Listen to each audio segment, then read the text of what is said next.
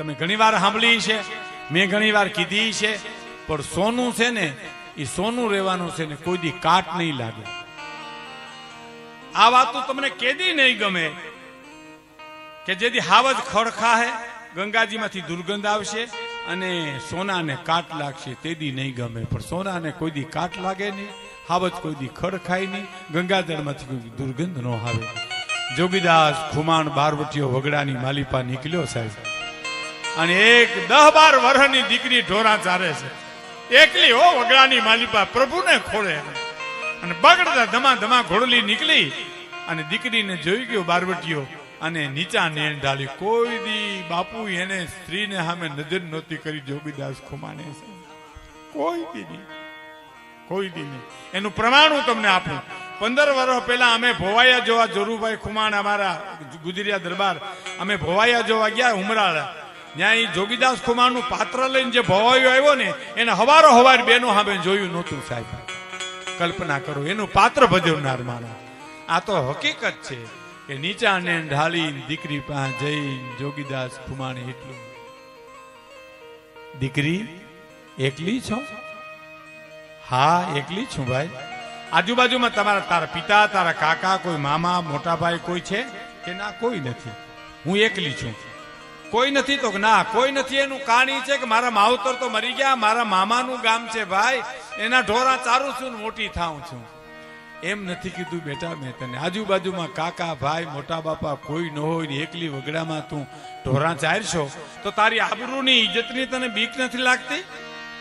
હે કે તારી આબરૂની ઇજ્જતની બીક નથી લાગતી? અને સાહેબ 18 વર્ષની દીકરીએ જવાબ આપ્યો તો બીક શેની લાગે જોગીદાસ ખુમાણ? એને ખબર નથી આ જોગીદાસ ખુમાણ છે, શેની બીક લાગે? હે જોગીદાસ ખુમાણના બારવટા હાલેતા સુધી કોની તાકાત છે કે અમારી ઊંચી અમે આંખ કરી હગે સાહેબ? અને એ જ ક્ષણે બાપુ એ જોગીદાસ ખુમાણ રોઈ પીડ્યો છે. મેઘાણી લખેલ છે, દડ દડ આંખમાંથી આંસુ મળ્યા પડવા. અને હુરજ નારાયણ સામે પ્રાર્થના કરી કે હે હુરજ, મારું બારોટું હાલે ન આમાં હાલે એની મને પરવા નથી. ભાવનગર મહારાજ સમજે ન સમજે એની મને કોઈ પરવા નથી, પણ આવી દીકરીઓ મારી ઉપર વિશ્વાસ રાખીને ઢોરા ચારે છે ને એવી આબરૂ રાખજે. સૂરજ નારાયણ મારી ઇજ્જત રાખજે, મારા બાપ મારી આબરૂ રાખજે એવી. અને ભાવનગર તો ભાવનગર છે બાપુ. ભુજ મહારાજને મારી સલામ છે, જુનાગઢ નવાબને સલામ છે, જામનગર જામ સાહેબને સલામ છે, પણ ભાવનગર ભાવનગર છે સાહેબ. 18 પાદરના ધણીની વાત કરું તો એક જ ભાવનગર રાજમાં બાપુ એક એવો નિયમ હતો કે પ્રજાના ઘરમાં ચોરી થાય તો રાજને જાણ કરવાની, બસ કે અમારા ઘરમાંથી આટલી ચોરી થઈ તો રાજ ચોરને પકડી દે સાહેબ. ગઢવી સાહેબ, રાજ ચોરને પકડી દે અને રાજ તરફથી ભરપાઈ કરવામાં આવે સાહેબ. બીજો ત્રીજો રસ્તો જ નહીં. તમારે મહારાજને કહી આવવાનું, દરબારગઢમાં ભાવનગર મહારાજને કહી આવવાનું. પણ એ તો રાજા સાહેબ આ નિયમ હતો. પણ મારે જે વાત કરવી છે તો 54-55 જે દેશ આઝાદ થઈ ગયો, 47-48 અને દેશ સ્વતંત્ર થઈ ગયો, મહારાજા કૃષ્ણકુમાર સિંહજી તેથી મદ્રાસમાં ગવર્નર તરીકે હતા. અને એ દરમિયાન ભાવનગરની પાસે ટાણા ગામના ખેડૂતના કોક બળદ ચોરી ગયું અને એને ખબર પડી કે મારા બળદ કોક લઈ ગયું. એટલે એને ખબર કે આપણે ભાવનગર મહારાજાને કહીએ કે અમારા બળદ ચોરાઈ ગયા. એને ખબર નથી દેશ આઝાદ થઈ ગયો, દેશ સ્વતંત્ર થઈ ગયો, રાજાશાહી ખતમ થઈ ગઈ, પણ અટાણે ઘણાને ખબર નથી. તો તે દી ક્યાંથી હોય છે અટાણે? ક્યાં કોઈને ખબર છે? અને ગયો ભાવનગર. ભાવનગર બાપુને મારે મળવું છે, મહારાજને મળવું છે. તો કઈ તો મદ્રાસ છે, મદ્રાસ ગયો સાહેબ ટ્રેનમાં બેહીને અને મુલાકાત માગી ગવર્નર તરીકે કૃષ્ણકુમાર સિંહજીની. અને મુલાકાત માગી અને મુલાકાત આપી ભાવનગર મહારાજાએ કે આવવા દો એને. આવ્યો એટલે મેલા ગેલા લુગડા ટ્રેનમાં બેહીને ગયેલો બિચારો, હાથ જોડીને કે બાપુ જય માતાજી. તો કે જય માતાજી. શું આવ્યા, જાત્રા કરવા આવ્યા આ બાજુ? તો કે ના બાપુ જાત્રા કરવા નથી આવ્યો, તમારી પાસે જ આવ્યો છું. અરે અહીંયા આવવાનું કારણ? બાપુ મારા બળદ ચોરી ગયું કોક. હે કે મારા બળદ કોક લઈ ગયું. ભાવનગર મહારાજ તો સમજણનો હિમાળો કહેવાય ને બાપુ. એને ટ્યુબલાઇટ થઈ ગઈ કે આ માણસને ખબર નથી કે દેશ આઝાદ થઈ ગયો, રાજાશાહી ખતમ થઈ ગઈ, વર્ષો અહીંયા ગયા, તોય બિચારો આવ્યો છે. પણ ખુલાસો ન કર્યો અને બળદ લઈ ગયા તો ઘા આલે એટલા રૂપિયા, બીજા બળદ લઈ જાય. ઈ ભાવે ના સાહેબ, ઈ ભાવે, ઈ ભાવ. હે અને બહુ જાણીતી વાત પણ મને પાકી થાય, મને પાછી ગમે એટલા ખાતર કહું છું કે ભાવનગર મહારાજ બગીચામાં બેઠાલા, બગીચામાંથી ગરીબ માણસ નીકળેલો, ભૂખ બહુ લાગેલી, એટલે વિચાર કર્યો કે બોરડી પાકલ છે ને પાણો મારું અને થોડાક બોર પડે તો હું બોર ખાઈને દિવસ કાઢી નાખવી. માર્યો પાણો, બોર તો ખાઈ પણ પાણો બોરડીમાંથી છટકીને ભાવનગર મહારાજ જે બગીચામાં હવા ખાવા બેઠા, એના ખોપરામાં માથો ગયો, માથામાં પાણો ગયો, લોહીની શેડ છૂટી અને પછી માણસો દોડ્યા, પકડી લ્યો પકડી લ્યો પકડી લ્યો. બોર વીણતો તો ત્યાંથી પકડી લઈ આવ્યા ભાવનગર મહારાજ. અને ભાવનગર મહારાજે એટલું કીધું, પાણો તે માર્યો? ધ્રુજતો કે હા બાપુ મેં માર્યો. શું કામ માર્યો? બાપુ પેટમાં ભૂખ બહુ લાગીને ખાવા કઈ નહોતું, પાકલ બોરડી જોઈ, મને એમથી એક પાણો મારું તો થોડાક બોર પડે અને એ બોર ખાઈને દિવસ કાઢી નાખો. બોર પડ્યા? હા બાપુ એ ખોબોય બોર પડ્યા. એમ તો કે હા. માણસને હુકમ કર્યો, ખોબોય ચાંદીના રૂપિયા માણસને આપો. ખોબોય ચાંદીના રૂપિયા માણસને આપો.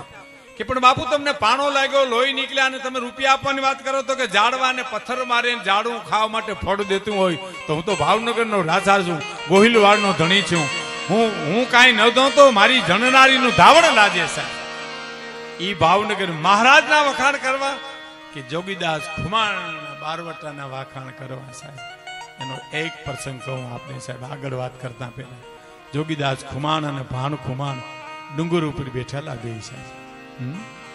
નાવલી નદી ને કાંઠે સાવરકુંડલા અને નાવલી કુંડલા અને સાવરકુંડલા, એમાં કયું ગામ દેવું એનો વાંધો ભાવનગર મહારાજને પડેલો. અને ડુંગર ઉપર છીપુર ઉપર બેઠા હતા.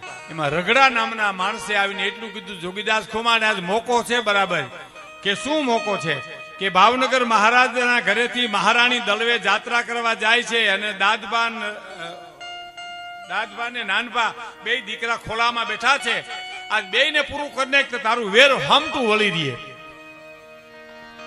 હવે સાંભળજો મિત્રો, હું તો વર્ષોથી આ વાતો કરું છું, તમે સાંભળો છો તોય ગમે છે, કારણ હોનાને કોઈ દી કાટ ન લાગે સાહેબ. આ હોનું છે.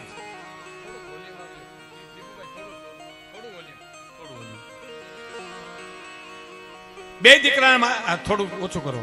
બે દીકરાને પૂરા કરીને તારું વેર વળી દે. જો વધારે લાગતું સ્વીટનેસ રહેવી જોઈએ. જોગીદાસ ખુમાણ ભાણ ખુમાણ ને કે ભાણ જોતા રગડો આવી સલાહ દે. અહીંયા આવ્યો છે રગડા, વેર તો મારે ભાવનગર મહારાજ આવ્યા છે. નાની બા બેન તો મારી બેન કહેવાય. એના ખોળામાં રમતા કુંવર છે ને એ તો મારા ભાણેદડા કહેવાય. એને મારું તો રવ રવ નરકમાં જાઉં. રગડા કોઈ દી બોલીશમાં આવું. આ એક એના સામે ચડેલો બારવટીયો ઈ બોલે છે સાહેબ. અને રગડાએ કીધું તો તારા ભાગમાં ડુંગરમાં રખડવાનું ભાઈ માંડ્યું છે, અમે હમણાં પૂરું કરી અને બધું વેર વાળશું તો કે તને વેલડા પાસે ફરકવા ન દઉં. જો રગડાને મારીને તગડી મૂક્યો અને દેકારો છૂટ્યો અને નાની બાબેન વેલડામાં ધ્રુજવા મીડ્યા. કોણ? જોગીદાસભાઈ આવ્યા, જોગીદાસ ખુમાણ આવ્યા, ધ્રુજવા મીડ્યા. મારું શું થાય છે, મારું શું થાય છે, ઓહો હવે શું કરવું? ત્યાં જોગીદાસ ખુમાણ વેલડા પાસે જઈ નીચું નજર કરી કે શું બોલ્યો બારવટીયો સાહેબ. મિત્રો મને આ 75 વર્ષની ઉંમર થાય હમણાં, મારે 19 તારીખે, તોય મને શેર લોહી ચડે છે. હું વાત કરું તો હું તો ઘણા ટાઈમથી આ વાતો કરું. નાની બે બેનને કયો ને, માણસને કીધું, નાની બા બેનને કયો કે બેન દડવા જવું છે કે ભાવનગર જવું છે? જોગીદાસ ખુમાણ તમને આવીને મૂકી જાય. અને સાહેબ નાની બા બેન એમ કીધું, જોગીદાસભાઈ ને કયો હવે મારે દડવા નથી જવું, મને ભાવનગર મૂકી જાય. અને સાથીદારોને કીધું કે ફરતા વળી જાઓ, વેલડા આડું ચકલું ફરકવું ન જોઈએ, બેનના ફડખા વેલડા પાસે પડખે કોઈ, અને હું ઘોડું લઈને આગળ જાઉં છું. હવે સાંભળજો, ઘોડું લઈને આગળ જોગીદાસ ખુમાણ જાય છે, વેલડું પાછળ વળે છે, અને કસોટી છે ને, સત્ય ને કસોટીએ ચડવું પડે ને, હોના ને એરણ ઉપર ચડવું પડે. દાદબા નામના કુંવરે કજિયો કર્યો, મારે જોગીદાસ મામાના ખોળામાં બેહવું, ખોળામાં બેહવું, ખોળામાં બેહવું, એના ઘોડા ઉપર બેહવું. એવો રોવે છાનો ન રહે. એમાં કોઈક માણસોએ જોગીદાસ ખુમાને કીધું કે દાદબા કુંવર બહુ રડે છે, વેલામાં મહારાણી ખૂબ છાના રાખે પણ રહેતા નથી. તો કે શું શું છે ને વાંધો શું છે? તો કે એને તમારા ખોળામાં બેહવું છે. મારા ખોળામાં? તો હા. તો દાદભાને એકને લઈ નાનભાને દાદભાની બેયને તેડતા આવો. મારે ભાવનગરના ફૂલડાની સુગંધ લેવી છે સાહેબ. આ જોગીદાસ કુમાર બારોટી બેયને લેતા આવો. અને બાપુ મહારાણીની હિંમત કેવી કે બે દીકરાને હોપી દીધા માણસને કે જાઓ જોગીદાસ કુમાર જોગીદાસભાઈને કયો એના ખોળામાં બેહાડે છે. એ બેયને ખોળામાં બેહાડ્યા. વર્તેજના વન આવ્યા ને એ ઘોડીલી ઊભી રાખી. બે દીકરાને માથે હાથ મૂકી ચૂમ્યું લઈ અને એ બારવટીઓ એટલું બોલ્યો તો,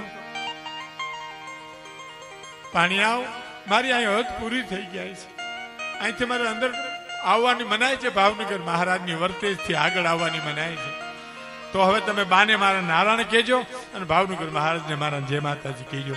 અને બે છોકરાઓને બે દીકરાઓને કુંવરને છોડ્યા ને હરણા ઠેકડા મારે એમ ઠેકડા મારતા મારતા આવ્યા. અને મહારાણીએ તેડી ખોલામાં બેહાડી અને એટલું બોલ્યા, ધન છે જોગીદાસ ખુમાણ, તારી ખાનદાનીને ધન છે બાપ, તારી નીતિમતાના ધોરણને મારા પ્રણામ છે. ધન છે બાપ, તને ધન છે. અને માણસે પાછું એટલું કીધું, કુંવરે એટલું કીધું કે જોગીદાસ મામા અહીંથી પાછા વળે છે. એટલે માણસને પૂછ્યું કે હું પાછા વળે? તો કે હા, એ અહીંથી પાછા વળે, અહીં હદ પૂરી થઈ. તો કે નહીં, મારતે ઘોડે જાઓ. જોગીદાસ ખુમાને કયો પાછા વળે નહીં, એ મારા ભાઈ છે. આજ ભાવનગર મહારાજને સમજી અને સાવર જોતું સાવર ને કુંડલા જોતું કુંડલા, મારે એનું બારવટું પાર પાડવું સાહેબ. અને હવે સાંભળજો સાહેબ, ઓલો માણસ મોકલ્યો ને એ હળી કાઢતો ઘોડેશ્વર રોડતો જઈને કીધું, એ જોગીદાસભાઈ ઉભા રહ્યો, જોગીદાસભાઈ ઉભા રહ્યો, ઉભા રહ્યો. જોગીદાસ ખુમારને એમ થયું મને કોક હાથ પાડે છે, ઉભા રહ્યા. માણસે આવીને કીધું, હાલો બેનબા તમને બોલાવે છે. કે શું કામ બેન ને શું કામ પડ્યું? બે કુંવર તો પહોંચી ગયા ને એની પાસે. તો કે હા બે પહોંચી ગયા, પણ તમારું કામ છે. પણ શું કામ છે એ તો કયો મને. તો કે તમને ભાવનગર લઈ જવા છે, ભાવનગર મહારાજને સમજાવીને તમારું સમાધાન કરી બારવટું પાર પાડવું છે. સાવર જોઈ કે કુંડલા જોઈ, તમારે જે જોઈ લઈ લેજો. અને જોગીદાસ ખુમાણનો જવાબ સાંભળજો મિત્રો. શું કીધું ખબર? બેનબાને કયો કે ભાઈ કાપડું ન દોઈ હગે તો કાંઈ વાંધો નહીં, પણ બેનના કાપડા લેવાય નહીં કોઈ દી હો. એ તો હું ભાવનગર મહારાજ સમજી લઈશ કે મારે સાવર જોઈ કે કુંડલા જોઈ. અને ઘોડલી વહી ગઈ સાહેબ. અને જય ધારની ઉપર ભાણ ખુમાણ બેઠા હતા ત્યાં જઈ અને થોડા દિવસના વાણા વાયા ને કોક માણસે ધ્રુજતા હાજે આવી અને સમાચાર આપ્યા, જોગીદાસભાઈ ગજબ થઈ ગયો. શું થયું? દાદભા ગુજરી ગયા, કુંવર ગુજરી ગયા, ભાવનગર મહારાજના કુંવર ગુજરી ગયા. કે હોય ને? તો કે હા. ઓહો, બહુ કહેવાય. મેં તો ખોડે રમાડ્યા હતા એને. પણ શું થાય બાપા, હવે આવું મારે તમને કેવું જોઈએ. માણસે આવી મોકલ્યો છે. ભાણ ખુમારને કે છે, ભાણ ખુમાર તું સંભાળજે, હું જરીક બાપુને મોઢે ખરખરે જી આવું. કલ્પના તો કરો સાહેબ, એની હિંમતની ને એના વિશ્વાસની કલ્પના તો પાલુભાઈ કરો.